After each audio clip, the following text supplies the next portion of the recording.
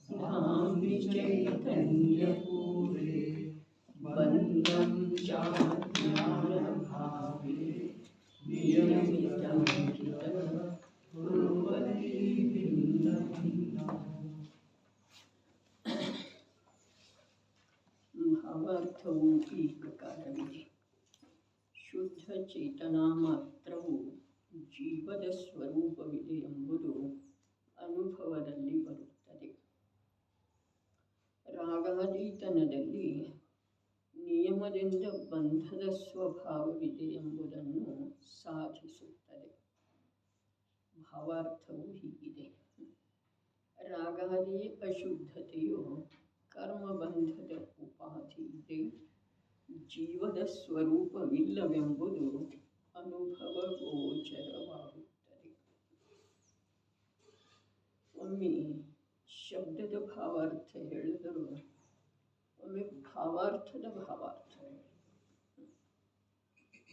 ಆ ಶಬ್ದದ ಭಾವಾರ್ಥ ಏನಿದೆ? ಶುದ್ಧ ಚೇತನ ಮಾತ್ರ ಜೀವದ ಸ್ವರೂಪಿದೆ ಅನ್ನೋದು ಅನುಭವದಲ್ಲಿ ಬರ್ತಿದೆ. ರಾಗಾದೀತನದಲ್ಲಿ ನಿಯಮದಿಂದ ಬಂಧದ ಕಾರಣ ಇದೆ ಅನ್ನುವುದನ್ನು ಆ ಭೇದ ಜ್ಞಾನ ಸಾಧಿಸ್ತಾ ಇರ್ತಿದೆ.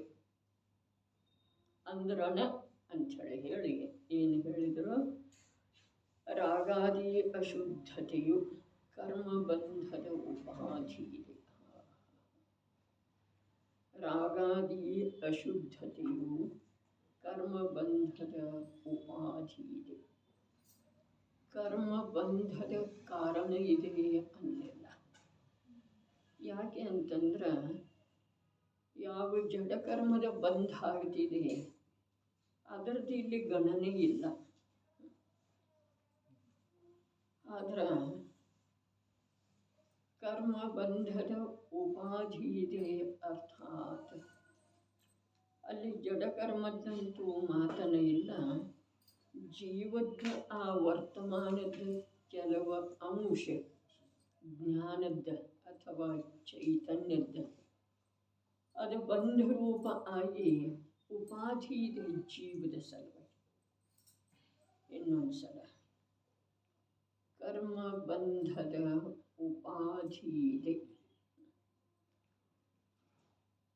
ಯಾವ ಅಶುದ್ಧ ಚೇತನ ಇದೆ, ಶುದ್ಧ ಚೇತನ ಮಾತ್ರದ ಅನುಭವ ಮಾಡುವೊಳ್ಳೆದೊಳಗೂ ಕೂಡ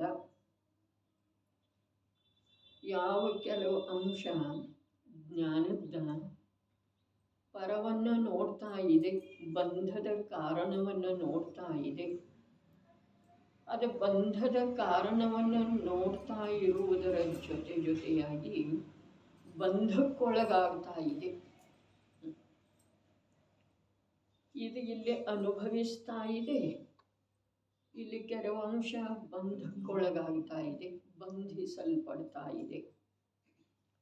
ಇದು ಅನುಭವ ಮಾಡ್ತಾ ಇರೋದನ್ನು ತಿಳಿತಾ ಇದೆ, ಇದು ಬಂಧಕ್ಕೊಳಗಾಗ್ತಾ ಇರೋದನ್ನು ತಿಳಿತಾ ಇದೆ. ಇಂಥದ್ದು ಏನಿದೆ ಇದಕ್ಕೆ ಸಾಧಕನ ಮಿಶ್ರಧಾರೆ ಅಂತಾರೆ. ಯಾವ ಜ್ಞಾನದ ಅಥವಾ ಚೈತನ್ಯದ ಕೆಲವು ಅಂಶ ಅಶುದ್ಧ ರೂಪದಿಂದ ಸ್ವಯಂ ಪರಿಣಮಿಸ್ತಾ ಇದೆ ಅಥವಾ ದುರ್ಬಲತೆಯ ರೂಪದಿಂದ ಸ್ವಯಂ ಪರಿಣಮಿಸ್ತಾ ಇದೆ. ಅದ ಬಂಧಕ್ಕೊಳಗಾಗ್ತಾ ಇದೆ. ಯಾವ ಬಂಧಕ್ಕ? ಯಾವ ಬಂಧಕ್ಕ? ಕರ್ಮದ ಬಂಧಕ್ಕೇನ? ಅಲ್ಲ. ಬಂಧಕ್ಕಂದ್ರೆ ಯಾವ ಬಂಧಕ್ಕ? ಇದನ್ನು ನಿರಾಕುಲ ಯಾವ ಸುಖದ ಅನುಭವ ಮಾಡ್ತಾ ಇದೆ ಅಲ್ಲ, ಆ ಸುಖದ ಅನುಭವ ಮಾಡುವ ಅಧಿಕಾರ ಇಲ್ಲ. ಈ ಪ್ರಕಾರ ಬಂಧಕ್ಕೊಳಗಾಗ್ತಾ. ಆ ಕಡೆ ಹೋಗ್ಲಿಕ್ಕೆ ಬರಲಿಲ್ಲ. ಇದಕ್ಕೆ ತಾನೇ ಹೋಗಲಿಲ್ಲ. ಆದರೆ ತನ್ನ ದುರ್ಬಲತೆ ಏನಿದೆ ಅದ ಆ ಅತೀಂದ್ರಿಯ ಸುಖದ ನಿರಾಕುಲ ಶಾಂತಿಯ ಅನುಭವದೊಳಗೆ ಬಂಧನ ಆಯಿತು, ತಡೆ ಆಯ್ತು, ಅಡ್ಡಿ ಆಯ್ತು.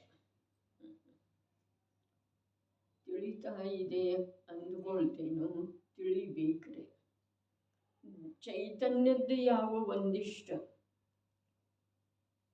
ವರ್ತಮಾನ ಸಾಮರ್ಥ್ಯ ಪ್ರಗಟ ಇದೆಯೋ ಅದರೊಳಗಿಂದ ಕೆಲವು ಅಂಶ ನಿರಾಕುಲ ಶಾಂತಿಯ ಸ್ವಭಾವದ ಅವಲಂಬನೆ ಮಾಡಿದೆ. ಕೆಲವು ಅಂಶ ಅದರ ಅವಲಂಬನೆ ಮಾಡುವುದರೊಳಗೆ ಸ್ವಯಂ ದುರ್ಬಲ ಆಗಿದೆ. ಅದು ದುರ್ಬಲ ಆಗುವುದರಿಂದ ಅದಕ್ಕೆ ಅಡ್ಡಿ ಆಯಿತು. ಯಾವುದರದ ಆ ನಿರಾಕುಲ ಶಾಂತಿಯ ಅನುಭವ ಮಾಡಬಹುದಾಗಿತ್ತಲ್ಲ ಸ್ವಾಧೀನತೆಯಿಂದ, ಅದಕ್ಕೆ ಅಡ್ಡಿ ಆಯಿತು. ಅದಕ್ಕೆ ಅಡ್ಡಿ ಆಯ್ತಲ್ಲ, ಅದಕ್ಕೆ ಉಪಾಧಿ ಇದೆ. ಅದರದ ಸ್ವಭಾವ ಅಲ್ಲ, ಅದು ಉಪಾಧಿ ಇದೆ, ಕಲಂಕ ಇದೆ. ಕರ್ಮ ಬಂದ ಅಂತ ಹೇಳಿ ಕರ್ಮ ಬಂದ ಆಗ್ತೈತೆ ಅಂತ ಹೇಳಿ ಉಪಾಧಿ ಇದೆ. ಕರ್ಮ ಬಂಧದ ಕಾರಣ ಇದೆ ಅನ್ನಲಿಲ್ಲ, ಕರ್ಮ ಬಂಧದ ಉಪಾಧಿ ಇದೆ. ಕರ್ಮ ನೋಡ್ರಿ, ಒಂದು ನಿರಾಕುಲ ಶಾಂತಿಯ ಅನುಭವ ಆಗಬೇಕು. ಒಂದು ಆ ನಿರಾಕುಲ ಶಾಂತಿಯ ಅನುಭವದಿಂದ ವಂಚಿತ ಉಳಿಬೇಕು. ಆ ವಂಚಿತ ಉಳಿದದ್ದು ಏನಿದೆ ಅದು ಕಲಂಕ ಇದೆ. ಇದು ನಿರಾಕುಲ ಶಾಂತಿಯ ಅನುಭವ ಏನಾಯಿತು, ಅದರದ್ದು ಸ್ವಭಾವ ಇದೆ. ಒಂದು ಜ್ಞಾನ ಇದೆ, ಒಂದು ಕರ್ಮ ಇದೆ. ಎಲ್ಲಿ ಜ್ಞಾನ ಇದೆ ಅಲ್ಲಿ ಸುಖ ಇದೆ, ಎಲ್ಲಿ ಕರ್ಮ ಇದೆ ಅಲ್ಲಿ ಆಕುಲತೆ ಇದೆ. ಎಲ್ಲಿ ಜ್ಞಾನ ಇದೆ ಅದು ಶುದ್ಧತೆ ಇದೆ, ಎಲ್ಲಿ ಕರ್ಮ ಇದೆ ಅಲ್ಲಿ ಅಶುದ್ಧತೆ ಇದೆ. ಬಂಧನ ಯಾವುದರ್ದ? ಜಡ ಕರ್ಮದ್ದಲ್ಲ, ಜಡ ಪ್ರಕೃತಿಗಳದ್ದಲ್ಲ. ಯಾಕೆ ಅಂತಂದ್ರೆ ಆ ಕಾರ್ಮಣ ವರ್ಗನಗಳ ಈ ಜೀವದ ಭಾವವನ್ನು ಯಾವುದೇ ರೀತಿಯಾಗಿ ಬಂಧಿಸುವ ಸಾಧ್ಯತೆ ಇಲ್ಲ. ಬಂಧಿಸ್ತವೆ ಅವು ಪರಸ್ಪರದೊಳಗಡೆ, ಪರಸ್ಪರದೊಳಗೆ ಬಂಧಿಸ್ತವೆ. ಇಲ್ಲಿ ಏನು ಬಂಧಿಸ್ತಿದೆ? ಆ ನಿರಾಕುಲ ಶಾಂತಿಯ ಅನುಭವ ಆಗದೇ ಇರುವ ಹಾಗೆ ಅದರೊಳಗಿನ ದುರ್ಬಲತೆನ ಅದಕ್ಕೆ ಬಂಧಿಸ್ತಿದ್ದಾರೆ. ಅದು ಬಂಧಿಸುವುದರಿಂದ ಅದಕ್ಕೇನಾಯ್ತದ? ಉಪಾಧಿ, ಕಲಂಕ, ದಾಗ ಆಯ್ತ್ರಿ, ಕಲೆ ಆಯಿತು. ಯಾವ ಪ್ರಕಾರ? ಚಂದಿರನೊಳಗ ಚಂದಿರನ ಪ್ರಕಾಶದಿಂದನ ಅವನಲ್ಲಿ ಇರುವಂಥ ಕಲೆ ಪ್ರಗಟ ಆಗ್ತಿದೆ. ಚಂದಿರನಲ್ಲಿ ಕಲೆ ಇದೆ ಅನ್ನೋದನ್ನು ಯಾವುದರ ಮೂಲಕ? ನಕ್ಷತ್ರದ ಮೂಲಕ ನೋಡೋದ್ರೆ ಇಲ್ಲ. ಆ ಚಂದಿರನ ಪ್ರಕಾಶನ ಅದೇ ಪ್ರಕಾರ ನನ್ನ ಸ್ವಭಾವ ಬಂಧಕ್ಕೊಳಗಾಯಿತು ಅನ್ನೋದನ್ನು ಯಾವುದರ ಮೂಲಕ ನೋಡೋದ? ಜ್ಞಾನದ ಮೂಲಕನೇ. ಅದು ಉಪಾಧಿ ಇದೆ, ಕಲಂಕಿದೆ ಅಂಥೇಳಿ ಯಾವುದು ತಿಳಿಯಿತು? ಆ ಜ್ಞಾನನ ತಿಳಿಯುತ್ತದೆ. ಸರ್ವಜ್ಞರ ಜ್ಞಾನ ತಿಳಿಯುವುದರಿಂದ, ಆಗಮದೊಳಗೆ ಪ್ರಕಾಶಿತಪಡಿಸುವುದರಿಂದ ಆ ಕಲೆ ಕಲಂಕ ಹೋಗುವುದಿಲ್ಲ. ಅವನಿಗೆ ಸ್ವಯಂ ಜ್ಞಾನಕ್ಕನ ಅದಕ್ಕೆ ಕಾಣಿಸ್ತು ಅಂತಂದ್ರೆ ಆ ಕಲಂಕ ಉಪಾಧಿಗೆ ಕಾರಣ ಯಾವುದು ಇದೆಯೋ ಆ ಕಾರಣ ಅರ್ಥಾತ್ ದುರ್ಬಲತೆಯ ನಿವಾರಣೆ ಉತ್ತರೋತ್ತರದ ಸಮಯಗಳಲ್ಲಿ ಆಗ್ತಿದೆ. ಅಂದ್ರೆ ಸಂಪೂರ್ಣ ರೂಪದಿಂದ ಏನಿದೆ ಅಂತಂದ್ರೆ ಇವು ತನ್ನ ಅಂತರ ಅವಲೋಕನೆ ತಾನೇ ಮಾಡಬೇಕು. ತನ್ನ ಅಂತರ ಅವಲೋಕನೆಯ ಮೂಲಕ ತನ್ನ ದೋಷವನ್ನು ತಾನೇ ತಿಳಿಯಬೇಕು. ಆ ದೋಷದ ಕಾರಣದ ನಿರ್ಣಯ ತಾನೇ ಮಾಡಬೇಕು. ಆ ದೋಷದ ಕಾರಣವನ್ನು ತಾನೇ ದೂರ ಮಾಡಬೇಕು. ಅಲ್ಲಿ ಯಾರ್ದು ಹಸ್ತಕ್ಷೇಪ ಇಲ್ಲ. ದೋಷ ತಂದ ಇದೆ, ಕರ್ಮದ್ದು ಇಲ್ಲ. ಕರ್ಮದ್ದು ಇದೆ ಅಂಥೇಳಿ ಒಂದು ವೇಳೆ ಸ್ವರೂಪ ಇರ್ತಿತ್ತು ಅಂತಂದ್ರೆ ಕರ್ಮ ತಾನಾಗಿ ಯಾವಾಗ ದೂರ ಆಗ್ತಿದೆಯೋ ಆವಾಗ ಇದು ನಿರ್ದೋಷ ಆಗ್ತಿತ್ತು. ಅದರ ದೋಷ ಕರ್ಮದ್ದಲ್ಲ, ದೋಷ ತನ್ನದೇ ಇದೆ. ಏನದ, ಏನಿದೆ ಆ ದೋಷ? ಅನಾದಿ ಕಾಲದ ಪರಾಕರ್ಷಣೆ ಪರಸನ್ಮುಖತೆ ರೂಪದ ದೋಷ. ಅದು ಎಷ್ಟು ಪ್ರಮಾಣದಿಂದ ಅದನ್ನು ಸ್ವಭಾವದ ಆಶ್ರಯ ಮಾಡಲಾಗುತ್ತದೆಯೋ ಅಷ್ಟಷ್ಟ ಆ ದೋಷ ದೂರ ಆಗ್ತಾ ಹೋಗ್ತಿದೆ. ಬಟ್ಟೆಗೆ ತಗಲಿದಂಥ ಕೆಸರ ಅದನ್ನು ನೀರಿನಿಂದ ಶುದ್ಧ ಉಜ್ಜಿ ಮಾಡೋದಿದೆ. ಹೋಗಲಿಲ್ಲ ಅಂತಂದ್ರೆ ಅದಕ್ಕೆ ಏನು ಮಾಡೋದಿದೆ? ಸಾಬೂನು ಹಚ್ಚೋದಿದೆ. ಸಾಬೂನು ಹಚ್ಚಿದ ನಂತರ ಕೂಡ ಅದನ್ನು ಉಜ್ಜಲೇಬೇಕಾಗ್ತಿದೆ. ಉಜ್ಜಿದ ನಂತರ ಕೂಡ ನಿರ್ಮಲ ನೀರಿನೊಳಗೆ ಅದನ್ನು ಅದ್ದಬೇಕಾಗ್ತದೆ. ಅದೇ ಪ್ರಕಾರ ಜ್ಞಾನಕ್ಕೆ ಯಾವ ಕಲಂಕ ಇದೆಯೋ ಅದು ಜ್ಞಾನದ ಮೂಲಕನೇ ಉಜ್ಜಿ ಅರ್ಥಾತ್ ಭೇದ ಜ್ಞಾನ ಮಾಡಿ ಇದು ನಾನಲ್ಲ, ಇದು ಉಪಾಧಿ ಇದೆ, ಇದು ನನ್ನ ಸ್ವರೂಪ ಅಲ್ಲ, ನನ್ನ ಸ್ವರೂಪದೊಳಗೆ ಇದು ಇಲ್ಲ. ಈ ಪ್ರಕಾರ ಉಜ್ಜಿ ಅದನ್ನು ತೆಗಿಬೇಕಾಗ್ತಿದೆ. ಅದು ಅಷ್ಟು ಮೀರಿ ಹೋಗಲಿಲ್ಲ ಅಂತಂದ್ರೆ ಅದನ್ನು ಸ್ವಭಾವ ರೂಪದ ನಿರ್ಮಲ ಜಲದೊಳಗೆ ಅದ್ದಬೇಕಾಗ್ತದೆ. ಏನೂ ಇಲ್ಲ, ಪರದ ಹಸ್ತಕ್ಷೇಪ ಇಲ್ಲ, ಪರದ ಬಾಧೆ ಇಲ್ಲ. ಈ ಜೀವ ತನಗೆ ತಾನೇ ಅನಾದಿ ಕಾಲದಿಂದ ಬಾಧೆಯ ರೂಪವಾಗಿ ತನ್ನ ಸ್ವರೂಪವನ್ನು ತಾನು ಕಂಡುಕೊಳ್ಳದೇ ಇರುವ ಅಪರಾಧ ರೂಪದಿಂದ, ಉಪಾಧಿ ರೂಪದಿಂದ ಪರಿಣಮಿಸ್ತಾ ಇದ್ದಾನೆ. ಅದನ್ನು ಯಾವಾಗೋ ಒಂದು ಸಲ ಕಾಲಲಬ್ಧಿ ಪಡೆದು ಜ್ಞಾನದೊಳಗೆ ಪೂರ್ಣ ವಿಕಾಸ ಆದ ನಂತರ ಆ ವಿಕಸಿತ ಜ್ಞಾನದೊಳಗ ಅಂತರ ಅವಲೋಕನೆ ಮಾಡಿದ. ಆ ಅವಲೋಕನೆಯೊಳಗೆ ಮತ್ತು ಜಿನೇಂದ್ರ ಪ್ರಭುವಿನ ಉಪದೇಶ ಮಾರ್ಗದರ್ಶನ ಅವನಿಗೆ ಲಭಿಸಿತು ಅಂತಂದ್ರೆ ಅಪೂರ್ವ ಪುರುಷಾರ್ಥಪೂರ್ವಕ ಆ ಅನಾದಿಕಾಲೀನ ದುಃಖದ ಕಾರಣವನ್ನು ತಾನೇ ತಿಳ್ಕೊಂಡ ಅದರ ನಿವಾರಣೆ ಮಾಡೋದು ಸಾಧ್ಯ ಇದೆ. ಯಾವನೋ ಓರ್ವ ಜೀವ ದೋಷವನ್ನು ಆಗಮದ ಆಶ್ರಯದಿಂದ ದೋಷ ಅಂಥೇಳಿ ತಿಳಿಯೋದ ಅನಂತ ಬಾರಿ ಆಗಿದೆ ನಮ್ಮ ಜೀವನದೊಳಗೆ. ಸರ್ವಜ್ಞ ಪ್ರಭುವಿನ ಉಪದೇಶದ ಆಶ್ರಯದಿಂದ ಈ ಪ್ರಕಾರದ ದೋಷದಿಂದ ಜೀವನಿಗೆ ಸಂಸಾರ ಇದೆ ಅನ್ನುವ ಮಾತನ್ನು ಅನಂತ ಬಾರಿ ತಿಳಿದಿದ್ದಾನೆ. ಆದರೆ ಆ ಜಿನೇಂದ್ರ ಪ್ರಭುವಿನ ಉಪದೇಶದ ಅನುಸಾರ ಅಂತರ್ಮುಖತೆಯನ್ನು ಸಾಧಿಸಿ, ಇಲ್ಲಿ ಸಾಧಿಸುವ ಮಾತು ಹೇಳಿದರೆ ಏನು ಸಾಧಿಸೋದ? ರಾಗಾದೀತನ ಏನಿದೆ ಅದು ನಿಯಮದಿಂದ ಬಂಧದ ಕಾರಣ ಇದೆ ಅನ್ನೋದನ್ನು ಸಾಧಿಸ್ತಿದೆ. ಜ್ಞಾನ ಸಾಧಿಸ್ತಿದೆ ಅಂತಂದ್ರೆ ಏನ? ಆ ರಾಗಾದೀತನದಿಂದ ಬಿಡುಗಡೆ ಹೊಂದುವ ಉದ್ಯಮ ಮಾಡ್ತಿದೆ. ರಾಗ ಇರುವೆಳೆದೊಳಗೂ ಕೂಡ ರಾಗದ ರುಚಿಯನ್ನು ಬಿಡೋದ, ರಾಗ ಇರುವೆಳೆದೊಳಗೂ ಕೂಡ ರಾಗದಿಂದ ಭಿನ್ನ ತನ್ನ ಏಕರೂಪ ಸ್ವಭಾವದ ಜ್ಞಾನ ಮಾಡಿಕೊಳ್ಳೋದ, ರಾಗ ಇರುವೆಳೆದೊಳಗೂ ಕೂಡ ರಾಗದಿಂದ ರಹಿತ ಸ್ವಭಾವದ ಅನುಭವ ಮಾಡೋದು. ಇದ ರಾಗನಾಶದ ನಂತರ ರಾಗದ ಕಾರಣದಿಂದ ಆಗಿರುವಂಥ ದ್ರವ್ಯ ಕರ್ಮದ ನಾಶದ ಉಪಾಯ ಇದೆ.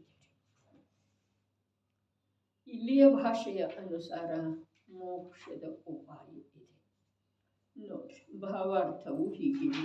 ರಾಗಾದಿ ಅಶುದ್ಧತೆಯು ಕರ್ಮ ಬಂಧದ ಉಪಾಧಿ ಇದೆ. ಜೀವದ ಸ್ವರೂಪವಿಲ್ಲವೆಂಬುದು ಅನುಭವ ಗೋಚರವಾಗುತ್ತದೆ. ತಿಳಿಯೋದು ಏನು? ಅನುಭವ ಗೋಚರ ಆಗುವುದು. ತಿಳಿಯುವುದಂದ್ರನ ಅನುಭವ ಗೋಚರ. ಬಹಳ ವಿಶೇಷ ಮಾತಿದೆ.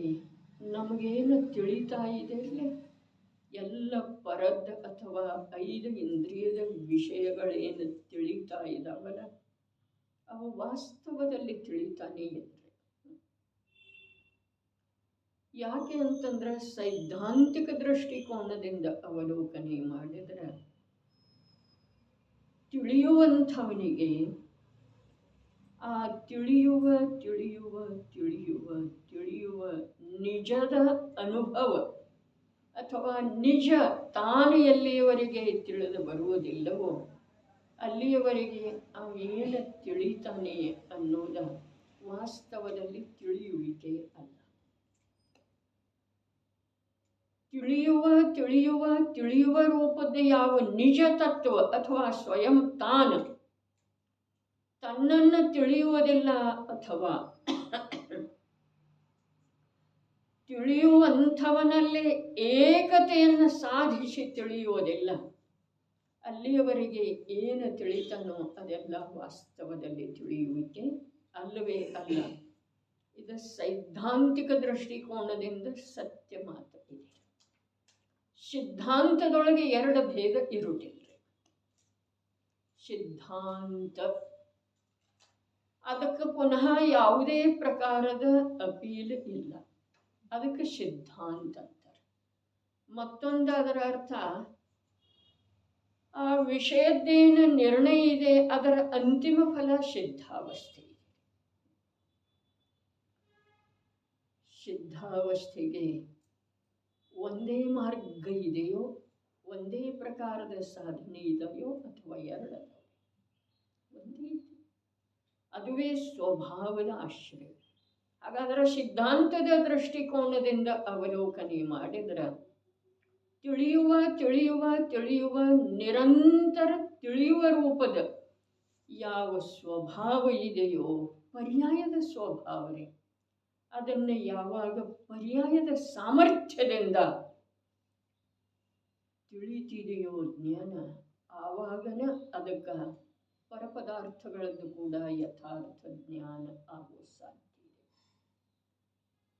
ಅರ್ಥಾತ್ ತಿಳಿಯುವಂಥ ಸ್ವಭಾವವುಳ್ಳ ಅರೂಪಿ ಜ್ಞಾನ ಸ್ವರೂಪಿಯಾದಂಥ ಜೀವ ಆ ತಿಳಿಯುವ ಸ್ವಭಾವದ ಮೂಲಕ ತಿಳಿಯುವಂದೇ ಸ್ವಭಾವ ಇರುವಂಥ ನಿಜ ತತ್ವವನ್ನು ಅಭೇದತೆಯೊಂದಿಗೆ ಎಲ್ಲಿಯವರೆಗೆ ತಿಳಿಯುವುದಿಲ್ಲ ಅಲ್ಲಿಯವರೆಗೆ ವಿಶ್ವದ ಯಾವ ಪದಾರ್ಥ ಅವನಿಗೆ ತಿಳಿದು ಬರುತ್ತಿಲ್ಲ. ಇಷ್ಟೇ ಮಾತಿದೆ. ಆಗಮದಿಂದ ತಿಳಿದು ಬರುವುದಿಲ್ಲ, ಪರಸನ್ಮುಖ ಜ್ಞಾನದಿಂದ ತಿಳಿದು ಬರುವುದಿಲ್ಲ. ಭಾವಾರ್ಥವು ಹೀಗಿದೆ. ರಾಗಾದಿ ಅಶುದ್ಧತೆಯು ಕರ್ಮಬಂಧದ ಉಪಾಧಿ ಇದೆ. ಜೀವದ ಸ್ವರೂಪವಿಲ್ಲವೆಂಬುದು ಅನುಭವ ಗೋಚರವಾಗುತ್ತದೆ. ಹೇಗಿದೆ ಆ ಚೈತನ್ಯ ಪ್ರವಾಹವು? ಅಂತ ಸ್ಥಿರ ವಿಷದ ಲಸದ್ಧಾಮ್ನಿ.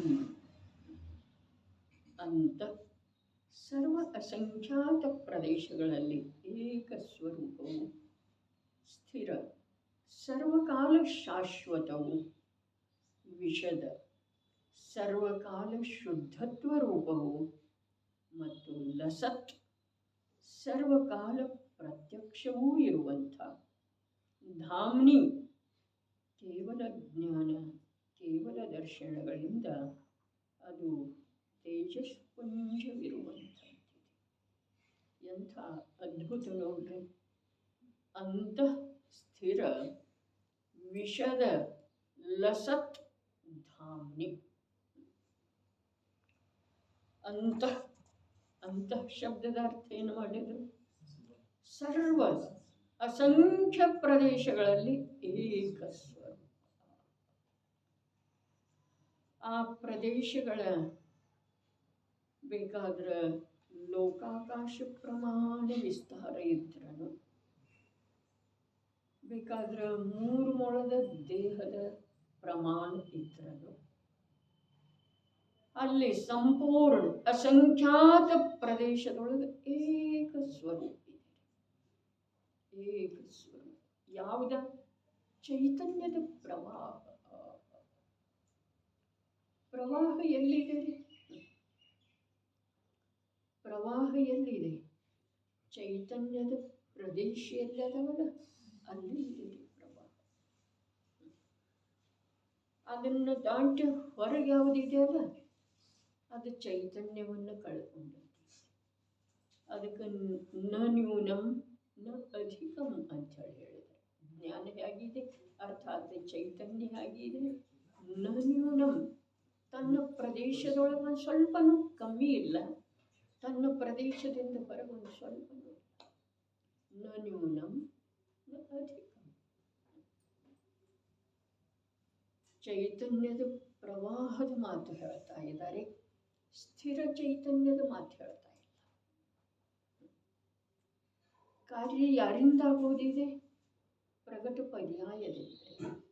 ಪ್ರವಾಹ ಯಾವುದರದ್ದಿದೆ? ಪರ್ಯಾಯದ್ದಿದೆ. ದ್ರವ್ಯದ ಪ್ರವಾಹ ಇದೆ, ದ್ರವ್ಯ ಸ್ಥಿರ ಇದೆ. ಇಲ್ಲಿ ಸ್ಥಿರವೇ ಶಬ್ದ ಇದೆ, ಆದರೆ ಸ್ಥಿರ ಶಬ್ದದ ಅರ್ಥ ಏನು ಮಾಡಿದ್ರು? ಸರ್ವಕಾಲ ಶಾಶ್ವತ. ನಿಗೋಧಾವಸ್ಥೆಯೊಳಗ ನಮಗೆ ಅದನ್ನು ತಗೊಂಡು ಏನು ಮಾಡೋದಿದೆ? ಇದ್ರೆ ಇರ್ಬೋದಲ್ಲ. ನನಗೆ ಪ್ರಯೋಜನ ಯಾವುದಿದೆ? ನನಗೆ ನನ್ನ ಈ ಯಾವ ಅವಸ್ಥೆ ಪ್ರಾಪ್ತಿ ಇದೆಯೋ ಅದು. ಇದರ ಅರ್ಥ ಹೀಗೂ ಆಗ್ತಿದೆ. ಆಗ ಪ್ರತಿ ಸಮಯ ಅದರದ ಏಕ ಪ್ರಕಾರ ಆತ್ಮನ ಸರ್ವ ಪ್ರದೇಶದೊಳಗ ಸಮಾನ ರೂಪದಿಂದ ಕಡಿಮೆ ಅಧಿಕ ಇಲ್ಲ. ಶಾಶ್ವತ ಅಂಥೇಳಿ ಯಾಕೆ ಹೇಳಿದರು? ಶಾಶ್ವತ ಅಂಥೇಳಿ ಯಾಕೆ ಹೇಳಿದರು? ಯಾವ ಆ ಚೈತನ್ಯದ ಪ್ರವಾಹದ ಒಂದು ಅಂಶ, ವರ್ತಮಾನದ ಅಂಶ ನಿಜವಾಗಿ ವರ್ತಮಾನದೊಳಗೂ ಒಂದು ಸಮಯದೊಳಗೂ ಕೂಡ ಅದು ಪ್ರವಾಹನ ಇದೆ. ಯಾಕೆ ಅಂತಂದ್ರೆ ಅನಂತ ಗುಣಗಳದ್ದು ಇದೆ. ಅನಂತ ಗುಣಗಳದ್ದು. ಅನಂತ ಗುಣಗಳಲ್ಲಿ ಏನಿದೆ? ಒಂದು ಚೈತನ್ಯವೇ. ಅಸಂಖ್ಯ ಪ್ರದೇಶ, ಅನಂತ ಗುಣ, ಒಂದು ಚೈತನ್ಯವೇ ಶಾಶ್ವತ ಇದೆ. ಶಾಶ್ವತ ಅಂತಂದ್ರೆ ಏನು? ಆ ಸಮಯ ಸಾಪೇಕ್ಷೋ ಅಥವಾ ಪೂರ್ವೋತ್ತರ ಪರ್ಯಾಯ ಸಮಯ ಸಾಪೇಕ್ಷ. ಶಾಶ್ವತ ಅಂದ್ರೆ ಶಾಶ್ವತದ ಅರ್ಥ ಏನಿದೆ? ಇಲ್ಲಿ ಸ್ಥಿರ ಹೇಳಿದಾರಲ್ಲ, ಸ್ಥಿರದ ಅರ್ಥ ಶಾಶ್ವತ. ಶಾಶ್ವತ ಅಥವಾ ಸ್ಥಿರದ ಅರ್ಥ ಏನು? ಜೀವದ ಅಸಂಖ್ಯ ಪ್ರದೇಶಗಳಲ್ಲಿ ಯಾವ ಅನಂತ ಗುಣಗಳ ಪರ್ಯಾಯ ಪ್ರತಿ ಸಮಯಕ್ಕೆ ಬರ್ತಾ ಇದ್ದಾವೆ, ಅಥವಾ ಒಂದು ಸಮಯದೊಳಗೆ ಅನಂತ ಪರ್ಯಾಯಗಳಿದ್ದಾವೆ. ಆ ಅನಂತ ಪರ್ಯಾಯಗಳ ವ್ಯಾಪ್ತಿಯಲ್ಲಿ ಅಸಂಖ್ಯ ಪ್ರದೇಶದೊಳಗಿದೆಯೋ ಅದು ಯಾವ ಕಾಲದಲ್ಲೂ ಹಾಗೇ ಇದೆ. ಈಗ ಒಂದು ಸ್ವಲ್ಪ ಮುಂದೆ ಹೋಗೋಣ. ಯಾವ ಕಾಲದಲ್ಲೇನೂ ಹಾಗೆ ಅರ್ಥಾತ್ ಅದರ ನಿರ್ಣಯ ಇಲ್ಲದೆ ಇರುವ ವೇಳೆದೊಳಗನು ಅದು ಹಾಗೆ ಇದೆ. ಅದರ ಸನ್ಮುಖತೆ ಇಲ್ಲದೆ ಇರುವ ವೇಳೆದೊಳಗನು ಅದು ಹಾಗೆ ಇದೆ. ಅದರ ಅನುಭವ ಆಗುವ ವೇಳೆದೊಳಗನು ಅದು ಹಾಗೆ ಇದೆ. ಅದರಲ್ಲೇ ಸಂಪೂರ್ಣ ರೂಪದಿಂದ ಅದರ ಅನುಭವದ ರಸಾಸ್ವಾದ ಸರ್ವ ಪ್ರದೇಶಗಳಲ್ಲಿ ಬರುವಿಳೆದೊಳಗೆ ಕೂಡ ಅದು ಹಾಗೆ. ಇದನ್ನು ನಿಗೋಧದಿಂದ ಹಿಡಿದ ಅನ್ನೋ ಮಾತಿಲ್ಲ, ಇದು ಸಾಧಕನ ಮಾತಿದೆ. ಸಾಧಕನ ಮಾತು ಇನ್ನೊಂದ್ಸಲ ಕೇಳ್ರಿ. ಸಾಧಕನ ಜಗತ್ತು ಏನಿದೆ ಅದು ಅಸಂಖ್ಯ ಪ್ರದೇಶ ಮತ್ತು ಅನಂತ ಗುಣ, ಅದರೊಳಗೆ ಸಮಗ್ರ ರೂಪದಿಂದ ಪ್ರತಿಯೊಂದರಲ್ಲಿ ಸಮಾನ ರೂಪದಿಂದ ಚೈತನ್ಯ.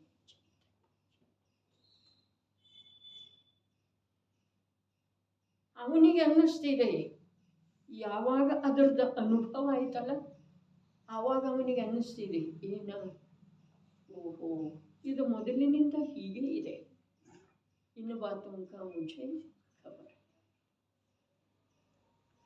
ಅನ್ನಿಸಿದ ನಂತರ ಅದರೊಳಗೆ ಏನ್ರಿ ವ್ಯತ್ಯಾಸ ಆಗ್ತಿದೆ ಅದೇ ಹಾಗಿದೆ, ಹಾಗೆ ಸ್ಥಿರ ಇದೆ. ಆಮೇಲೆ ಅದರ ಸಾಮರ್ಥ್ಯದಿಂದ ಯಾವ ನಿರಾಕುಲ ಶಾಂತಿಯ ಸಂವೇದನ ಆಯಿತು, ಆ ಸಮಯದೊಳಗೂ ಆ ಪರ್ಯಾಯದ ಪ್ರವಾಹ ಆಗಿದೆ ಹಾಗೆ ಇದೆ. ಅದರೊಳಗೆ ಮತ್ತೇನ್ರಿ ಉಚ್ಚಲು ಕೂದಾಯ್ತ್ರಿ, ಏನೂ ಇಲ್ಲ. ಇನ್ನು ಸಮಗ್ರ ರೂಪದಿಂದ ಅನುಭವ ಆಗಿ ಮತ್ತು ಪುನಃ ದುರ್ಬಲತೆ ಬಂದರೂ ಕೂಡ ಅದು ಹೇಗಿದೆ ಹಾಗೆ. ಇಲ್ಲಿ ಸಾಧಕನ ಮಾತಿದೆ, ಪ್ರಭು ಸಾಧಕ. ಅಜ್ಞಾನಿಯ ಸಮಾವೇಶ ಅಂತೂ ಎಲ್ಲೂ ಇಲ್ಲ. ಯಾಕೆ ಅಂತಂದ್ರೆ ಆ ಅಜ್ಞಾನಿ ಆ ತನ್ನ ನಿಜ ವೈಭವದಿಂದ ನಿಜ ಜಗತ್ತಿನಿಂದ ನಿಜದಾನಂದದಿಂದ ಹೊರಗದಂತೆ. ಅಜ್ಞಾನಿಯ ಪ್ರವೇಶ ಇಲ್ಲಿ ಇಲ್ಲ. ಅಜ್ಞಾನಿ ಅಂತಂದ್ರೆ ಜೀವ ಅಜ್ಞಾನಿ ಅದನೇನೆ. ಒಂದು ಸಮಯದ ಪರ್ಯಾಯ ಆ ಪ್ರಕಾರದ ಅಪರಾಧ ಮಾಡುತ್ತಿದೆ ಅಜ್ಞಾನ ರೂಪದ. ಅಜ್ಞಾನ ಅಂದ್ರೆ ಏನ? ಧನದೊಳಗ, ದೇಹದೊಳಗ, ಪತ್ನಿ ಪುತ್ರರೊಳಗ ಮೋಹಿತ ಇರೋದು, ಲುಬ್ಧ ಇರೋದು, ಇದು ಅಜ್ಞಾನ ಇದೆ ರೀ. ಅಂಥ ಪರ್ಯಾಯದಿಂದ ಯುಕ್ತ ಯಾವ ಜೀವದನೋ ಅವನನ್ನು ಅಜ್ಞಾನಿ ಅಂತಾರೆ. ಆದ್ರೆ ಅವನು ಸರ್ವಕಾಲಿಕ ಅಜ್ಞಾನಿ ಎಲ್ಲಲ್ಲ. ಒಂದು ಮಾತು, ಈಗ ಅವನದ ಆ ಪ್ರಕಾರದ ಲುಬ್ಧತೆ ದೇಹ, ಧನ, ಪತ್ನಿ ಪುತ್ರರಲ್ಲಿ ಯಾವ ಲುಬ್ಧತೆ ಇದೆ ಅದು ಸ್ವಲ್ಪ ಉಪಶಮಿತ ಆಗದದ್ದು ಇದೆ ಅಲ್ಲ. ಹೀಗಿರುವ ವೇಳೆಯದೊಳಗ ಅವನಿಗೆ ಈ ತನ್ನ ವಿಷಯ ತಿಳಿದು ಬರೋ ಸಾಧ್ಯ ಇದೆ. ಯಾವ ತನ್ನ ವಿಷಯ?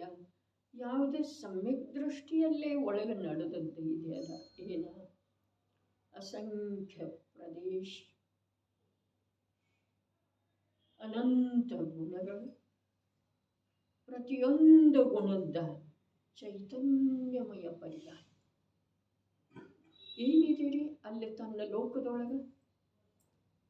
ಎಂಥ ಒಂದೊಂದು ವೈಭವ ಇದಾವೆ, ಒಂದೊಂದು ಗುಣ. ಅರೆ ಪ್ರದೇಶ ಕೂಡ ಎಷ್ಟು ಜಡದಿಂದ ಅನ್ಯದಿಂದ ಅಸ್ಪೃಷ್ಟದವ್ರೆ. ಈ ಅರಸಮರುವಮ ಗಂಧಂ ಏನು ಗಾಥೆ ಬರ್ತಿದೆ, ಆ ಅಸ್ಪೃಷ್ಟತೆ ಎಲ್ಲಿದೆ? ಅವನ ಪ್ರದೇಶ ಕೂಡ ಇನ್ನೊಂದನ್ನು ಸ್ಪರ್ಶ ಮಾಡಿಲ್ಲ, ಇನ್ನೊಂದು ವಸ್ತುವಿನ ಪ್ರದೇಶವನ್ನು ಸ್ಪರ್ಶ ಮಾಡಿಲ್ಲ. ಕರ್ಮವೆಂಬ ವಸ್ತುವಿನ ಪ್ರದೇಶವನ್ನು ಸ್ಪರ್ಶ ಮಾಡಿಲ್ಲ, ದೇಹವೆಂಬ ವಸ್ತುವಿನ ಪ್ರದೇಶವನ್ನು ಸ್ಪರ್ಶ ಮಾಡಿಲ್ಲ. ಆತ್ಮನ ಪ್ರದೇಶಗಳ ಇನ್ನೊಂದು ಯಾವುದನ್ನು ಸ್ಪರ್ಶ ಮಾಡಿಲ್ಲ. ಯಾಕೆ ಅಂತಂದ್ರೆ ಆ ಒಂದೊಂದು ಪ್ರದೇಶದ ಮೇಲೆ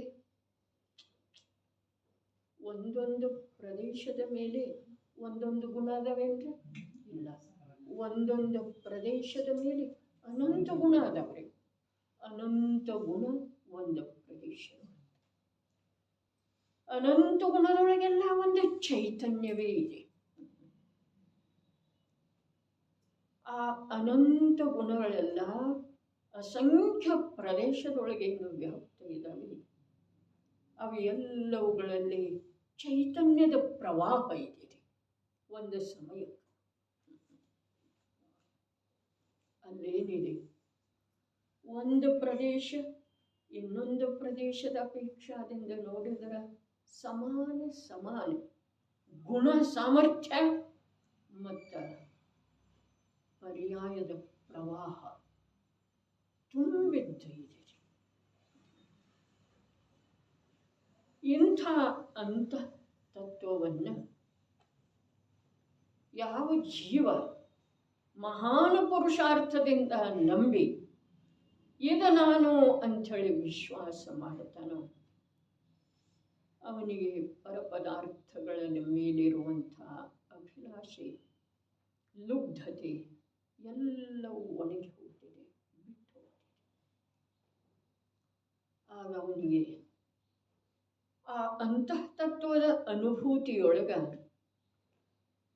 ಯಾವ ಅಪೂರ್ವ ಪುರುಷಾರ್ಥ ಉಚ್ಚಿ ಬರ್ತಿದೆಯಲ್ಲ, ಅದರಿಂದ ಆ ಪ್ರವಾಹದೊಳಗ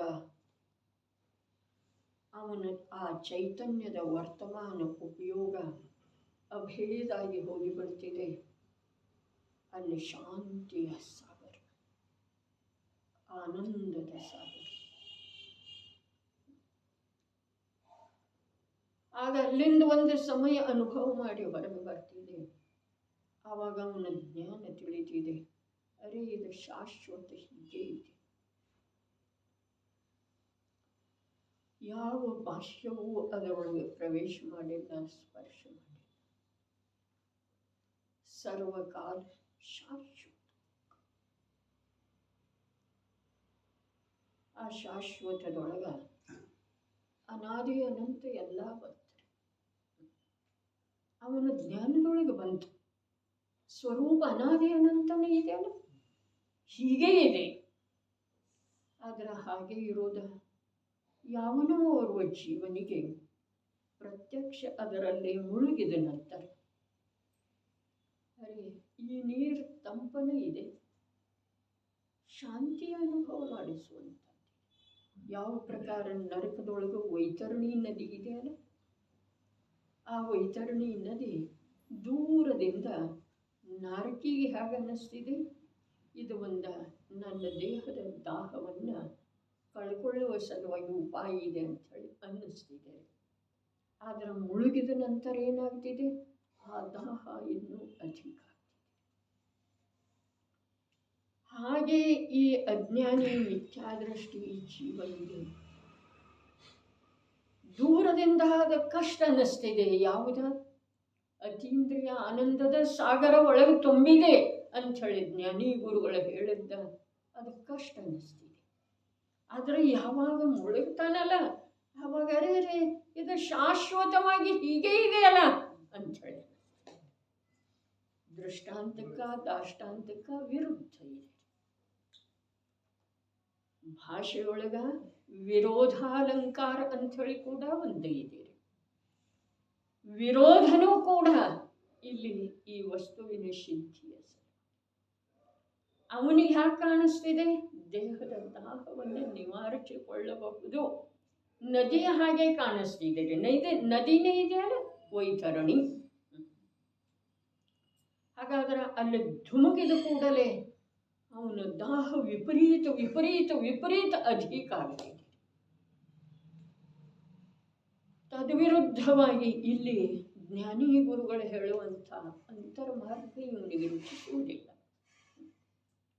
ಇಲ್ಲಿ ಧೈರ್ಯ ಮಾಡುವುದಿಲ್ಲ, ಒಳಗಿಳಿಯುವುದ.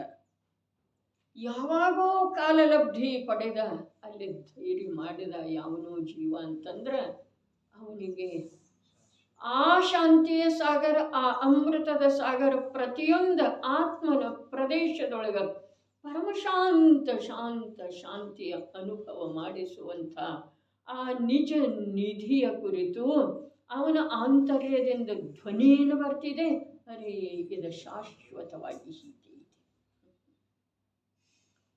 ಶಾಶ್ವತವಾಗಿ ಹೀಗೆ ಇದೆ ಅನ್ನುವ ಯಾವ ಅವನ ಅಭಿಪ್ರಾಯ, ಅಂತರಂಗದ ಧ್ವನಿ, ಅನುಭವದ ಧ್ವನಿ ಬರ್ತಿದೆಯಲ್ಲ, ಆ ಧ್ವನಿಯಿಂದ ಅವ ಹಾಗಾದ್ರೆ ನಾನು ವ್ಯರ್ಥವಾಗಿ ಇಷ್ಟು ದಿವಸ ಕಷ್ಟ ಅನುಭವ ಮಾಡಿದ್ನಲ್ಲ, ಇದು ಇರುವುದಿಲ್ಲರಿ ಗಂಧ ಅದರೊಳಗೆ.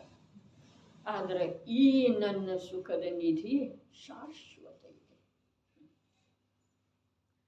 ಶಾಶ್ವತ ಇದೆ. ಶಾಶ್ವತದ ಅರ್ಥ ಮೂರೂ ಕಾಲ ಅಂಥೇಳಿ ಬಂದ್ರೂ ಕೂಡ ಸಾಧಕನ ದೃಷ್ಟಿಯೊಳಗ ಭವಿಷ್ಯದ ಅನಂತ ಕಾಲ ಇದು ಹೀಗೆ ಇರೋದಿದೆ ಅನ್ನುವ ವಿಶ್ವಾಸದ ಮೇರೆಗೆ ಅವ ಹಾಗೇ ಆಗಿ ಹೋಗ್ತಾನೆ. ಒಂದು ವಿಶ್ವಾಸದಿಂದ ನಾನು ಹೀಗಿದ್ದೇನೆ, ಹೀಗೇ ಇರೋದು ನನ್ನ ಶಾಶ್ವತ ಸ್ವರೂಪ. ದೇಹ ನನ್ನ ಸ್ವಭಾವ ಅಲ್ಲ, ರಾಗ ನನ್ನ ಸ್ವಭಾವ ಅಲ್ಲ. ಕರ್ಮದ ಉದಯದಿಂದ ಸಾತಾದ ಉದಯದಿಂದ ಸುಖಿ ದುಃಖಿ ಆಗುವಂಥದ್ದು ನನ್ನ ಸ್ವಭಾವ. ಇವು ನಮ್ಮ ಸಲುವಾಗಿ ಬಿಡಿಸಿ ಹೇಳಿದ್ದು ಮಾತ್ರ. ಅವನಲ್ಲಿ ಅದೆಲ್ಲ ಏನಿಲ್ಲ, ಯಾವುದು ಬೇಕಾಗಿಲ್ಲ. ದೇಹ ಅನ್ನೋದು, ರೋಗ ಅನ್ನೋದು, ಜನ್ಮ ಜರ ಮರಣ ಅನ್ನೋದು ಯಾವುದೂ ಅವನ ಬುದ್ಧಿಗೆ ಬೇಕೇ ಇಲ್ಲರಿ. ಅವನಿಗೆ ಬೇಕಾಗಿರೋದೇನು? ಇದು ಶಾಶ್ವತ, ಇದು ಶಾಶ್ವತ. ಬಾಡಿಗೆ ಮನೆಯೊಳಗೆ ಇರುವಂಥ ಓರ್ವ ಪುರುಷ ಸಂಪಾದನೆಯಿಂದ, ಕಷ್ಟದಿಂದ ಸಂಪಾದನೆ ಮಾಡಿ, ಸಂಪಾದನೆಯ ಬಲದಿಂದ ಒಂದು ಸ್ವಂತದ ಮನೆ ಮಾಡಿಕೊಂಡ ಅಂತಂದ್ರೆ ಅದನ್ನು ಇನ್ನು ಶಾಶ್ವತ ಅಂತ ಹೇಳಿ ತಿಳಿತಾನೋ ಅಥವಾ ಇಲ್ಲ? ಅದು ಶಾಶ್ವತ ಇದೆಯೋ ಅಥವಾ ಇಲ್ಲ?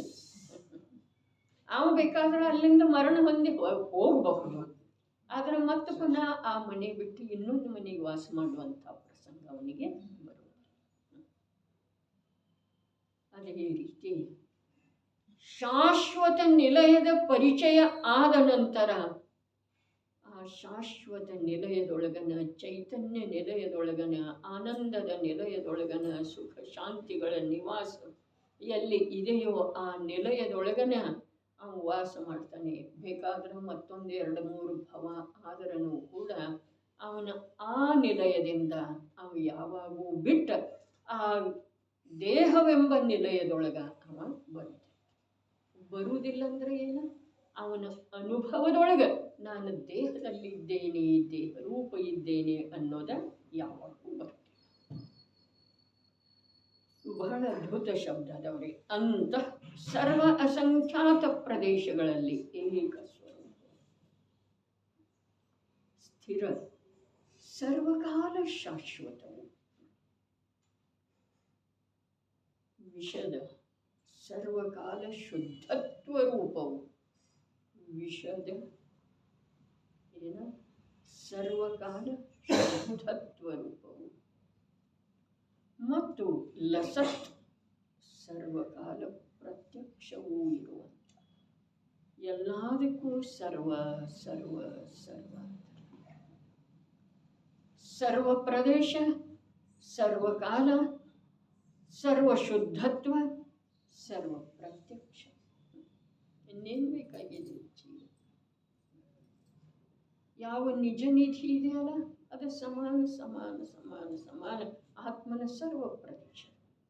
ಎರಡನೇದ್ದೇನ? ಸರ್ವಕಾಲದ. ಮುಂದೆ ಎಂಥದೇ ಕಾಲ ಬರಲಿ ಅವನಿಗೆ ಪಂಚಮ ಚತುರ್ಥದ ಮಾತಿಲ್ಲ, ಸ್ವರ್ಗ ನರಕದ ಮಾತಿಲ್ಲ. ಅರೆ ಅವನು ನಿಜ ಚೈತನ್ಯ ಲೋಕದಿಂದ, ಚೈತನ್ಯ ವಿಹಾರಿ, ಅಲ್ಲಿಂದ ಅವನು ಹೊರಗೆ ಬರುವುದನ್ನ ಇಲ್ಲ. ಲೋಕದ ದೃಷ್ಟಿಯೊಳಗ ಅವನು ಬಾಹ್ಯದಲ್ಲಿ ಏನೆಲ್ಲ ಮಾಡ್ತಾ ಇದ್ದಾನೆ, ಸಂಸಾರ ಮಾಡ್ತಾ ಇದ್ದಾನೆ, ಕೊನೆಗೊಂದು ದಿವಸ ಸಂಸಾರದ ತ್ಯಾಗ ಮಾಡ್ತಾನೆ, ವೈರಾಗ್ಯದ ಭಾವನೆ ಭಾವಿಸ್ತಾನೆ, ಜನದೀಕ್ಷೆಯ ಅಂಗೀಕಾರ ಮಾಡ್ತಾನೆ, ಸಾಧನಾ ಮಾಡ್ತಾನೆ, ತಪಸ್ಸು ಮಾಡ್ತಾನೆ, ಕರ್ಮಗಳ ನಾಶ ಮಾಡ್ತಾನೆ. ಇದೆಲ್ಲ ಲೋಕದ ಜನರುಗಳ ದೃಷ್ಟಿಯೊಳಗೆ. ಆದರೆ ಅವ ಎಲ್ಲದನು ಅಸಂಖ್ಯ ಪ್ರದೇಶ, ಶಾಶ್ವತ ಇರುವಂಥ ಯಾವ ಚೈತನ್ಯದ ಪ್ರವಾಹ ಇದೆಯೋ ಆ ಪ್ರವಾಹದೊಳಗ ಅವ ಅಭೇದವಾಗಿ ಮಲಗಿಕೊಂಡಿದ್ದಾನೆ, ವಿಶ್ರಮಿಸ್ತಾ ಇದ್ದಾನೆ, ಸುಖಿಸ್ತಾ ಇದ್ದಾನೆ, ಭೋಗಿಸ್ತಾ ಇದ್ದಾನೆ, ಪರಮ ತೃಪ್ತ. ಯಾರು ಬಂದರು ಅಂಥೇಳಿ ಕಣ್ಣು ಬಿಟ್ಟು ನೋಡು ಅವಶ್ಯಕತೆಯೂ ಇಲ್ಲ. ರೋಗ ಬಂತು, ಯಾರ್ದಾದ್ರೂ ವಿಯೋಗ ಆಯಿತು, ನೋಡು ಅವಶ್ಯಕತೆ. ತೃಪ್ತನನ್ರಿ ಅವ. ಎಲ್ಲಿ? ಆ ಚೈತನ್ಯದ ಪ್ರವಾಹ. ಇದರ ಹೆಸರು ಮೋಕ್ಷ. ಮೋಕ್ಷ ಯಾವಾಗಾಯಿತು? ಯಾವಾಗ ಸ್ವರೂಪದ ಸನ್ಮುಖಾಗಿ ಅಭೇದ ರೂಪದಿಂದ ಆ ಸ್ವರೂಪದ ಚೈತನ್ಯ ಪ್ರವಾಹದೊಳಗ ಬಂದು ಬಿಟ್ಟನು. ಪರ್ಯಾಯಗಳು ದಾಂಟಿ ದಾಂಟಿ ಹೋಗ್ತಾ ಇದ್ದಾವೆ. ತನ್ನ ಸಮಯ ಪೂರ್ಣ ಆದ ನಂತರ ಅವು ವ್ಯಯಕ್ಕೆ ಪ್ರಾಪ್ತ ಆಗ್ತಾ ಇದ್ದಾವೆ. ಆದರೆ ಇವನ ಅನುಭವದೊಳಗೆ ಯಾವ ವ್ಯತ್ಯಾಸ ಇಲ್ಲ. ಯಾಕೆ? ಆ ಪರ್ಯಾಯದೊಳಗೆ ಇವು ನಿಂತಿಲ್ಲ. ಆದ್ರೆ ಆ ಪರ್ಯಾಯದ ಉತ್ಪತ್ತಿ ಯಾರಿಂದ ಆಗ್ತಿದೆ ಅಲ್ಲ, ಅವನಲ್ಲೇ ಇವು ಅಭೇದ ಆಗಿದೆ. ವಿಷಯ ಹೀಗೆ ಇದೆ, ನಾವು ಹೀಗೆ ತಿಳ್ಕೊಳ್ಳೋದು ಅವಶ್ಯಕ. ಪರ್ಯಾಯಗಳ ಉದ್ದೇಶ ಬರ್ತಾ ಇದ್ದಾವೆ. ಆ ಪರ್ಯಾಯ ಹೇಗದವು ಅಂತಂದ್ರೆ ಆತ್ಮನ ಸರ್ವ ಪ್ರದೇಶದೊಳಗೆ ಸಮಾನ ಶಕ್ತಿಯುಳ್ಳವ.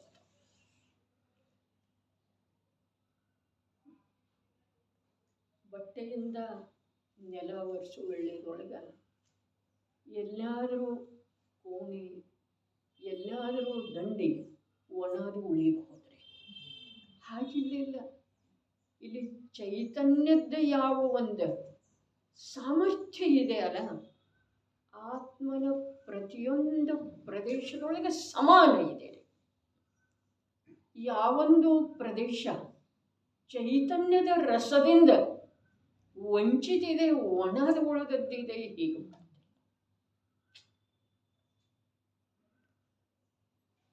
ಆತ್ಮನ ಅಸಂಖ್ಯ ಪ್ರದೇಶ ಏನಿದ್ದಾವೆ ಅವೆಲ್ಲ ಸಮಾನ ರೂಪದಿಂದ ಚೈತನ್ಯ ರಸದಿಂದ ತುಂಬಿದವರೆ. ಇನ್ನು ಆ ಚೈತನ್ಯ ರಸದಿಂದ ಪರಿಪೂರ್ಣ ತುಂಬಿರುವಂಥ ಪ್ರತಿಯೊಂದು ಪ್ರದೇಶ ಆತ್ಮನ ಅಸಂಖ್ಯ ಪ್ರದೇಶದೊಳಗೆ ತುಂಬಿಕೊಂಡಿರುವಂಥ ಚೈತನ್ಯ ರಸವನ್ನು ಯಾವ ಆ ಚೈತನ್ಯದ ತನ್ನೊಂದು ತನ್ನ ಸಾಮರ್ಥ್ಯದಿಂದನ ಯಾವ ಜೀವ ಅದರಲ್ಲಿ ಮುಳುಗು ಹಾಕಿ ಅನುಭವ ಮಾಡ್ತಾನೋ ಆ ಜೀವಕ್ಕೆ ಸರ್ವಕಾಲದಲ್ಲಿ ಇದು ಹೀಗೆ ಇದೆ, ಶಾಶ್ವತ ಹೀಗೆ ಇದೆ. ಇದರೊಳಗೆ ಎಂದೂ ಯಾವುದೇ ಪ್ರಕಾರದ ಕೊರತೆ ಬರುವುದಿಲ್ಲ, ಇದು ನಾಶ ಆಗುವುದಿಲ್ಲ. ಇದು ಹೀಗೆ ಇದೆ, ಹೀಗೆ ಆಗಿದೆ ಅನ್ನೋ ಮಾತಿಲ್ಲ, ಹೀಗೆ ಇದೆ. ಇದೆ ಅಂದ ಮೇಲೆ ಅರೆ ಅಸ್ತಿತ್ವ ಗುಣ ಏನು ಹೇಳಿತು? ಯಾವ ಶಕ್ತಿಯ ಕಾರಣದಿಂದ ದ್ರವ್ಯವು ಎಂದೂ ನಾಶವಾಗುವುದು, ನವೀನ ದ್ರವ್ಯದ ಉತ್ಪತ್ತಿ ಆಗುವುದು. ಹಾಗಾದ್ರೆ ಶಾಶ್ವತ ಶಬ್ದದ ಅರ್ಥ ಅಲ್ಲಿ ನಿಜವಾಗಿ ಅವನಿಗೆ ಅನುಭವದೊಳಗೆ ಬರ್ತಿದೆ, ಇದು ಹೀಗೆ ಇದೆ. ಇದರ ನಾಶ ಯಾವುದರಿಂದನೂ ಆಗುವುದಿಲ್ಲ. ಹಾಗಾದರೆ ಇದರ ನಾಶ ಯಾವುದರಿಂದನೂ ಆಗುವುದಿಲ್ಲ ಅಂದ ಮೇಲೆ ನಾನು ಯಾವುದರ ಕಡೆಗೆ ಲಕ್ಷ್ಯ ಕೊಡೋದಾಗಲಿ, ಯಾವುದರಿಂದ ಭಯಭೀತ ಆಗೋದಾಗಲಿ ಪ್ರಶ್ನೆನೇ ಇಲ್ಲಲ್ಲ. ಸಪ್ತಭಯ ನಾಶ ಹೇಗಾಗ್ತಾವಂದ್ರೆ ಹೀಗೆ ಆಗ್ತಾವೆ. ಸಪ್ತಭಯದಿಂದ ರಹಿತ ಹೇಗಾಗ್ತಾನೆ ಜೀವ? ಅರೆ ಇದು ಶಾಶ್ವತ ಹೀಗೆ ಇದೆ. ಯಾವುದ? ನನಗೆ ಯಾವ ಅಪೂರ್ವ ಅಲೌಕಿಕ ಪರಮ ಶಾಂತಿಯ ಅನುಭವ ಆಯಿತೋ ಆ ಸ್ವಭಾವದೊಳಗ ಆ ಸುಖವನ್ನು ಉಂಟು ಮಾಡುವಂಥ ರಸ ಹೀಗೆ ಪರಿಪೂರ್ಣ ತುಂಬಿದ್ದಿದೆ. ಯಾವ ಕಾಲಕ್ಕೂ ಶಾಶ್ವತ. ಹೀಗಾಗಿ ಅವನ ಸಪ್ತಭಯ. ಮುಂದೇನು ಹೇಳಿದರು? ಸರ್ವಕಾಲ ಶುದ್ಧ ಸ್ವರೂಪ. ಶುದ್ಧ ಸ್ವರೂಪ ಇರುವ ವೇಳೆದೊಳಗ ತಪಸ್ಸು ಯಾವುದರ ಸಲುವಾಗಿ ಮಾಡೋದು? ಅಶುದ್ಧಿಯ ನಾಶ ಮಾಡುವ ಸಲುವಾಗಿಲ್ಲ. ಹಾಗಾದರೆ ತಪಸ್ಸು ಮಾಡ್ತಾನೇನಿಲ್ಲ. ತಪಸ್ಸು ಯಾವುದು ಮಾಡ್ತಾನೆ? ಅದೇ ಆ ಶುದ್ಧತ್ವ ಸ್ವರೂಪ ಏನಿದೆ ಅದರಲ್ಲೇ ಉಳಿಯುವ, ಅದರದೇ ಅನುಭವ ಮಾಡುವ. ಅದಂತೂ ಹೇಗಿದೆ ಹಾಗೆ ಇದೆ, ಪರಿಪೂರ್ಣ ಪರಿಪೂರ್ಣ ಪ್ರವಾಹ. ಈ ಪ್ರವಾಹ ಶಬ್ದ ಇದೆಯಲ್ಲ, ಆ ಪ್ರವಾಹ ಶಬ್ದದೊಳಗ ಅತೀಂದ್ರಿಯ ಆನಂದ ಚೈತನ್ಯ ರಸದೊಳಗಿರುವಂಥ ನಿರಾಕುಲ ಶಾಂತಿಯನ್ನು ಏನು ಮಾಡ್ತಾ ಇದೆ ಅದ ಪ್ರವಾಹ ರೂಪದಿಂದ. ಪ್ರವಾಹ, ನದಿಯ ಪ್ರವಾಹ ಬರ್ತಿತ್ತು ಅಂತಂದ್ರೆ ತನ್ನ ಬಿಂದಿಗೆಯನ್ನು ತುಂಬಿಕೊಳ್ಳೋದ, ಬೊಗಸೆಯೊಳಗೆ ಅದನ್ನು ಗ್ರಹಣ ಮಾಡಿ ಆ ಪಿಪಾಶೆಯನ್ನು ದೂರ ಮಾಡೋದ. ಆದರೆ ಇಲ್ಲಿ ಮಾತು ಹಾಗಿಲ್ಲ. ಇಲ್ಲಿ ಆ ಯಾವ ಪ್ರವಾಹ ಉಕ್ಕಿ ಬರ್ತಾ ಇದೆ, ಆ ಪ್ರವಾಹದ ಒಳಗೆ ಇವು ಮುಳುಗಿಲ್ಲಂತ್ರಿ. ಮುಳುಗಿ ಉಸಿರುಗಟ್ಟೆ ಸಾಯೋದಿಲ್ರಿ. ಇವನ ಸಾಮರ್ಥ್ಯ ಅಂಥದ್ದು ಇದೆಯಲ್ಲ, ಎಂಥದ್ದ. ಆ ಪ್ರವಾಹವನ್ನು ಬಸ್ ಜ್ಞಾತ ದೃಷ್ಟ ಆಗಿ ನೋಡ್ತಾ ಇರ್ತಾನೆ. ತನಗೆ ಯಾವುದು ಇದೆಯೋ ಅವಶ್ಯಕ ಅನ್ರಿ ಅಥವಾ ಉಪಯೋಗಿ ಅನ್ರಿ ಅಥವಾ ಎಷ್ಟು ಸಾಮರ್ಥ್ಯ ಇದೆ ಅಷ್ಟನ್ರಿ ಅದರದ್ದು ಅವ ಆಸ್ವಾದ ಮಾಡ್ತಾನೆ. ಆಸ್ವಾದ ಮಾಡಿದ ನಂತರ ಕೂಡ ಪರ್ಯಾಯದೊಳಗಿನ ಪ್ರವಾಹದೊಳಗೆ ಸ್ವಲ್ಪ ಕಮ್ಮಿ ಆಗುವುದಿಲ್ಲ ಅಂಥೇಳಿ ಶಾಶ್ವತ. ಮತ್ತು ಶುದ್ಧ ಹೇಳಿದರು. ಆ ಶುದ್ಧಿಯಲ್ಲಿ ಈ ಆ ಆನಂದದ ಅನುಭವ ಮಾಡುವಂಥ ಶಕ್ತಿ ಏನಿದೆಯಲ್ಲ, ಈ ಶಕ್ತಿಯೊಳಗೆ ದುರ್ಬಲತೆ ಏನಿದೆ ಅದು ಅಶುದ್ಧಿ ಇದೆ. ಅದಂತೂ ಅಲ್ಲಿ ಪರಿಪೂರ್ಣನೇ ಇದೆ. ಹಾಗಾದ್ರೆ ಈ ಶಕ್ತಿ ತನ್ನ ಸಾಮರ್ಥ್ಯದ ಅನುಸಾರ ಅದರೊಳಗೆ ಒಂದಾಗುವುದು ಏನಿದೆ, ಆ ಒಂದಾಗುವ ರೂಪದ ಕಾರ್ಯ ಆಯಿತು ಅಂತಂದ್ರೆ ಇವನಿಗೆ ಸರ್ವ ಪ್ರತ್ಯಕ್ಷ ಕೇವಲ ಜ್ಞಾನ ಮತ್ತು ಕೇವಲ ದರ್ಶನ ಪ್ರಗಟ ಆಗುತ್ತಿದೆ. ಅದರ ಹೆಸರು ಮೋಕ್ಷ. ನಿನ್ನೆ ಮಾತು ಹೇಳಿದ್ದಿತ್ತು, ಅದೇನಷ್ಟು ಸುಲಭ ಇಲ್ಲ. ಮಾತಾಡಿದಷ್ಟ, ಹೇಳಿದಷ್ಟ, ಬರೆದಷ್ಟ ಸುಲಭ ಇಲ್ಲ. ಒಂದು ಸಮಯದ ಪರ್ಯಾಯ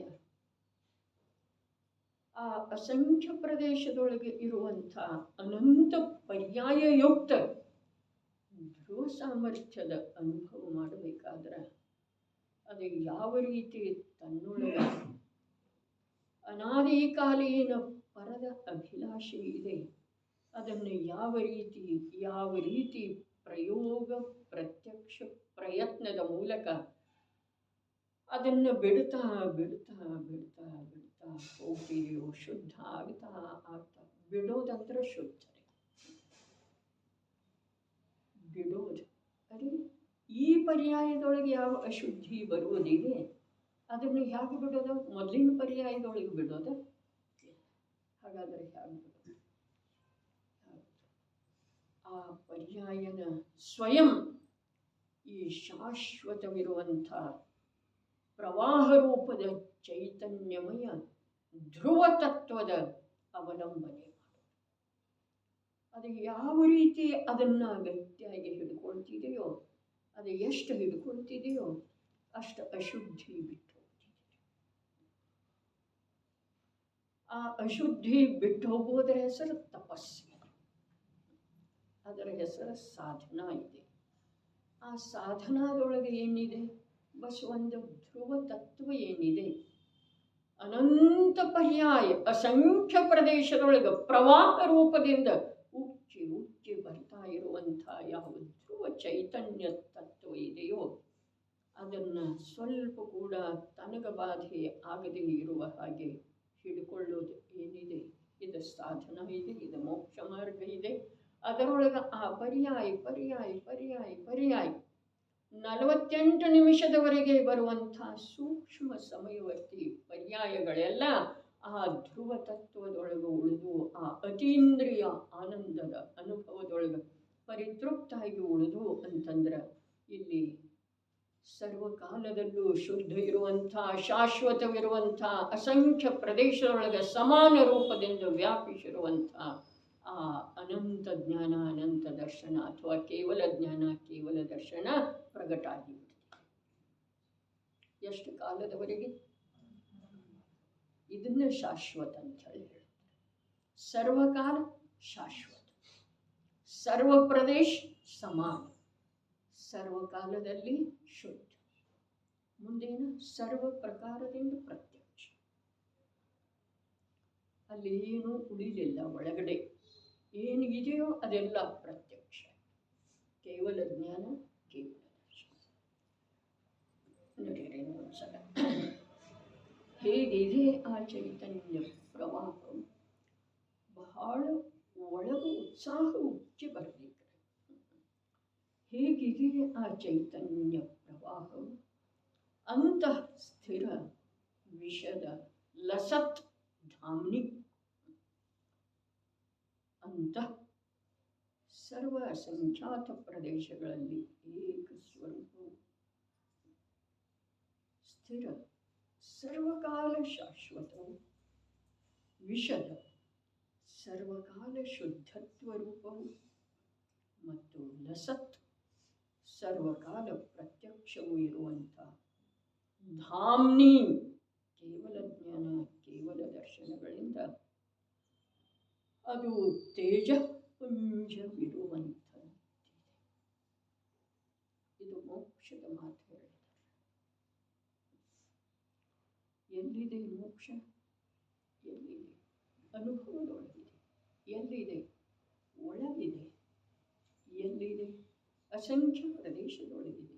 ಎಲ್ಲಿದೆ? ಅನಂತ ಮನದೊಳಗಿದೆ. ಎಲ್ಲಿದೆ? ಸರ್ವಕಾಲದಲ್ಲಿ ಇದೆ. ಎಲ್ಲಿದೆ? ಸರ್ವಕಾಲದಲ್ಲೂ ಶುದ್ಧ ಶುದ್ಧ ಶುದ್ಧ. ಅನಾದಿಯಿಂದ ಶುದ್ಧನೇ ಇದ್ದನು ಅನ್ನೋ ಮಾತು ಇಲ್ಲಿಲ್ಲ. ಸ್ವಲ್ಪ ಇದರ ಕಡೆಗೆ ನಮ್ಮ ಬುದ್ಧಿಯನ್ನು ತೊಡಗಿಸೋದು. ಸರ್ವಕಾಲ ಅಂತಂದ್ರೆ ಅನಾದಿಯಿಂದ ನಾನು ಹೀಗೆ ಇದ್ದನು ಅನ್ನುವ ಗಂಧ ಎಲ್ಲಿ ಕೂಡ ಇಲ್ಲ. ಸರ್ವಕಾಲದ ಅರ್ಥ ಏನಿದೆ? ಇಂದಿನಿಂದ ಆಗಾಮಿ ಅನಂತ ಕಾಲದಲ್ಲೇ ನಾನು ಹೀಗೆ ಇರ್ತೇನೆ. ಇಷ್ಟೇ ವಿಶ್ವಾಸ ಮಾಡೋದ್ರೆ ನಾನು ಅನಾದಿಯಿಂದ ಹೀಗೆ ಇದ್ದನು, ಇದರದೇನು ಅವಶ್ಯಕತೆ ಇಲ್ಲ. ನಾನಂತೂ ಅನಾದಿಯಿಂದ ಈಗ ಅನುಭವದಲ್ಲಿ ಹೇಗೆ ಬರ್ತಿದೆಯೋ ಹಾಗೇ ಇದ್ದೇನೆ. ಅನಾದಿಯಿಂದ ಅನಂತ ಕಾಲ ಹಾಗೇ ಇರ್ತೀನಿ. ಆದ್ರೂ ಕೂಡ ನನಗೆ ಕಳೆದು ಹೋಗಿರುವಂಥ ಕಾಲದ ಸ್ವಲ್ಪ ಕೂಡ ಬುದ್ಧಿಯೊಳಗ ಸ್ವೀಕಾರ ಇಲ್ಲ. ಪಶ್ಚಾತ್ತಾಪ ರೂಪದಿಂದ ಇಲ್ಲ, ಅಪರಾಧ ರೂಪದಿಂದ ಇಲ್ಲ. ಅದು ಹಾಗೆ ಇತ್ತಲ್ಲ, ಅದನ್ನು ತಗೊಂಡು ಈಗ ನನಗೇನು ಮಾಡೋದಿದೆ? ವಿಚಾರ ಮಾಡ್ರಿ. ಜ್ಞಾನಿ ಯಾರಿಗಂತಾರೋ? ಜ್ಞಾನ ಯಾವುದಕ್ಕಂತಾರೋ? ಅರೆ, ಯಾವುದು ಉಪಲಬ್ಧ ಇದೆಯಲ್ಲ, ಅದನ್ನು ಅದೇ ರೀತಿಯಿಂದ ಕಾಯ್ದುಕೊಳ್ಳೋದಂತಂದ್ರೆ ಏನು? ಇಲ್ಲಂತೂ ಕಾಯ್ದುಕೊಳ್ಳೋದು ಹೊರಗಿನ ಮಾತಿನ ಯಾವ ಅರ್ಥ ಇದೆ ಆ ಪ್ರಕಾರದ ಅರ್ಥ ಇಲ್ಲಿಲ್ಲ. ಇಲ್ಲಿ ಕಾಯ್ಕೊಳ್ಳೋದ ಅರ್ಥಾತ್ ಪರ್ಯಾಯದೊಳಗನೆ ಇದೆ. ಆ ಧ್ರುವ ದ್ರವ್ಯದಲ್ಲಿ ಯಾವ ಪ್ರಕಾರದ ಹೆಚ್ಚು ಕಡಿಮೆ ಇಲ್ಲ. ಯಾವಾಗೂ ಇದರೊಳಗೆ ನ್ಯೂನತೆ ಬರುವುದಿಲ್ಲ. ಇದು ವಿಶ್ವಾಸ ಮಾಡಿದ ನಂತರ ಆ ಪರ್ಯಾಯ ಸುಖದ ಸಲುವಾಗಿ ಏನೇನು ಎಲ್ಲೆಲ್ಲಿ ಪರಿತಪಿಸ್ತಾ ಇತ್ತು ಅದೆಲ್ಲ ನಿಂತು ಹೋಗಿದೆ. ಅದರ ಹೆಸರು ಜ್ಞಾನ ಇದೆ. ಹೊರಗಡೆ ನೋಡೋದನೇ ಇಲ್ಲ, ಹೊರಗಡೆ ಹೋಗುವುದನೇ ಇಲ್ಲ. ಅದರ ಹೆಸರು ಶಾಶ್ವತ, ಸರ್ವಕಾಲದಲ್ಲೂ ಶಾಶ್ವತ. ಈ ನಿಧಿ ಪೂರ್ಣ ಆಗುವುದಿಲ್ಲ, ಬಿದ್ದು ಹೋಗುವುದಿಲ್ಲ. ಯಾರಿಂದನೂ ಯಾವುದರಿಂದನೂ ಇದರದ ನಾಶ ಆಗುವುದಿಲ್ಲ. ಇಷ್ಟ ಅವನ ಲಕ್ಷ್ಯದೊಳಗೆ ಬಂತು ಅಂತಂದ್ರೆ ಅವನ ಹೊರಗಿನ ಅಭಿಲಾಷೆನೂ ಒಂದು ಸರ್ವತಾ ಸ್ಥಾಯಿಗೆ ಹೋಗ್ತಿದೆ ಮತ್ತು ಒಳಗಡೆ ಉಳಿಯುವಂಥ ಪುರುಷಾರ್ಥನ ಅವನಲ್ಲಿ ಸಂಪೂರ್ಣ ರೂಪದಿಂದ ಪ್ರಕಟ ಆಗ್ತಿದೆ. ಈ ಪ್ರಕಾರ ಈ ಕಲಶ ಪೂರ್ಣ.